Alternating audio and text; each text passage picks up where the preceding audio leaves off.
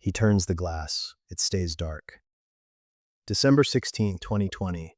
The Chapel of the Treasure in Naples is empty, not from neglect, but because a plague has locked an entire city inside its own walls. Abbot Vincenzo de Luca stands at the altar alone. In his hands, a circular silver reliquary, two medieval glass ampoules visible through its face.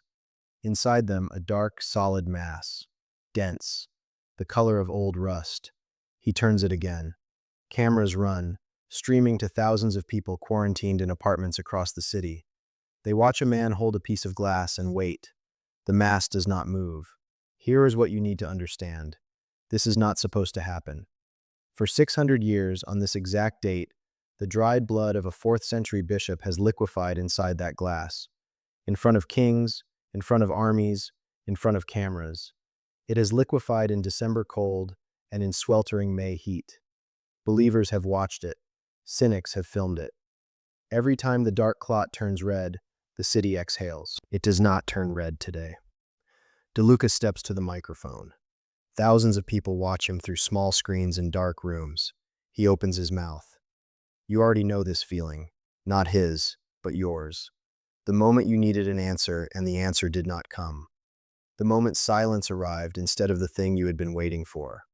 What you do not know yet is what this glass has already survived, and what that might say about the thing you are still waiting for. Archbishop Giuseppe Zurlo has not slept. The French Republican army arrived 3 days ago. General Championnet controls Naples now. The harbor, the gates, the streets. The Neapolitans are tearing at each other between loyalty to the Bourbons and the terrifying novelty of the Republic. And Zurlo has watched the smoke from his window without moving. This morning, a soldier delivered a written order, not a request. Produce the miracle of San Gennaro's blood in front of the people. Demonstrate that God favors the new order, or the city burns. Zurlo stands at the altar. The chapel smells of wet plaster and candle wax. He can hear his own breathing. Behind him, the sound of French soldiers shifting their weight, leather against stone, the low knock of a musket stock against the edge of a pew. He does not turn. He knows what is at his back. He faces the reliquary, the circular silver frame, the two medieval glass ampoules visible through its face, the dark, opaque, motionless mass inside them. When he lifts it, his hands are shaking. Chroniclers record this detail without comment, as if it requires none. He is not trembling with awe. He is shaking because he understands his position with complete clarity. He is being ordered to produce a miracle, and he has no mechanism for doing so. He is 70 years old. He holds the glass and begins to rotate it slowly. And what he prays in that moment is not written down anywhere. Whether he is asking for the blood to move, or asking to survive the next 10 minutes, or simply asking for the steadiness to fail with dignity. The dark mass turns red. Championnet takes the reliquary from Zurlo's hands and pins a French tricolor cockade to its frame. The city erupts. God has declared for the Republic. Zurlo stands at the altar and does not move. When the Bourbon king returns to power, he exiles Zurlo and strips San Gennaro of his patronage, replacing him officially with Saint Anthony. He does not punish the archbishop for failing the miracle. He punishes him for succeeding, for saving Neapolitan lives by allowing the saint to be claimed by the wrong flag. A miracle occurred. A man was destroyed for it. The glass didn't care whose flag was flying. It never has. Here is the man whose blood is in the glass. Januarius was a bishop of Benevento in 305 AD, middle-aged, with no recorded ambition toward martyrdom. 2 of his deacons had been arrested in Pozzuoli during the Emperor Diocletian's persecution. He was not under suspicion. No order required him to go. He chose to travel to the prison, not to free them because he could not free them, but simply to be present with people who were about to die. The Romans arrested him there. They brought him to the amphitheater at Pozzuoli and released bears into the arena. The bears refused to touch him. Whether you read this as miracle, as trained animals responding to calm, or as a detail added by a later scribe, the result is the same. The animals didn't perform their function. So they brought him instead to the Solfatara, a volcanic crater on the city's edge. The Romans believed it was the entrance to the underworld. The ground breathed sulfur there. The earth is warm underfoot. The church has been clear about this for centuries. The blood is not a forecast. The ceremony is a commemoration, not a consultation. No official theology assigns it predictive weight. And then there is the list. 1527, the blood stays solid. Plague takes 40,000 Neapolitans before the year ends. 1939, solid. The war begins in September. 1980, solid. The Irpinia earthquake kills 3,000 in November. 2020, you watched that year yourself. The church is correct. The blood predicts nothing. It simply refuses. And then the thing arrives. In 1902, Professor Sperandeo held a spectroscope to the reliquary in a room that smelled of old stone and lamp oil. The instrument read hemoglobin absorption lines in the dark mass inside the glass. Not iron mineral, not alchemical gel, blood. In 1989, Italian scientists published a paper in Nature.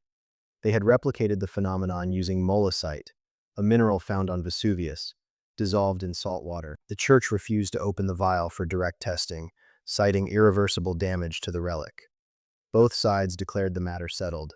Neither side convinced the other. In 1969, the Vatican revised its liturgical calendar and made the Feast of San Gennaro optional, noting there was insufficient historical evidence that the bishop had ever actually existed.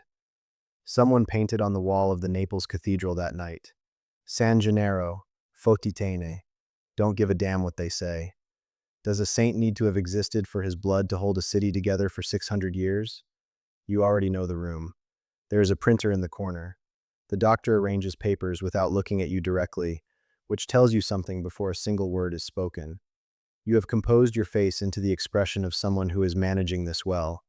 You are not managing it. You are doing exactly what Zerlo did at the altar with muskets behind him, holding something you cannot alter and waiting for it to render a verdict on the rest of your life. Here is a detail that has no resolution.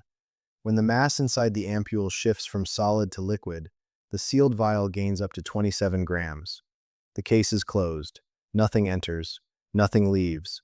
The law of conservation of mass says this transaction is impossible. It has been filmed, measured, and argued over for decades. The weight simply appears.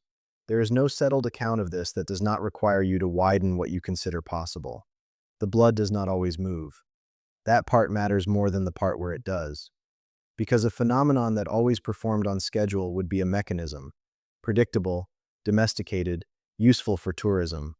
What makes this specific glass strange is that it fails. Publicly. In an empty cathedral, in front of a city watching through screens. The miracle carries no guarantee.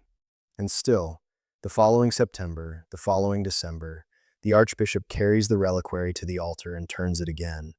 Not because the outcome is certain, because the turning has become the one act they have collectively refused to stop performing. You have a version of this, a question you return to that has never been cleanly answered, a door you've stood in front of more than once without going through.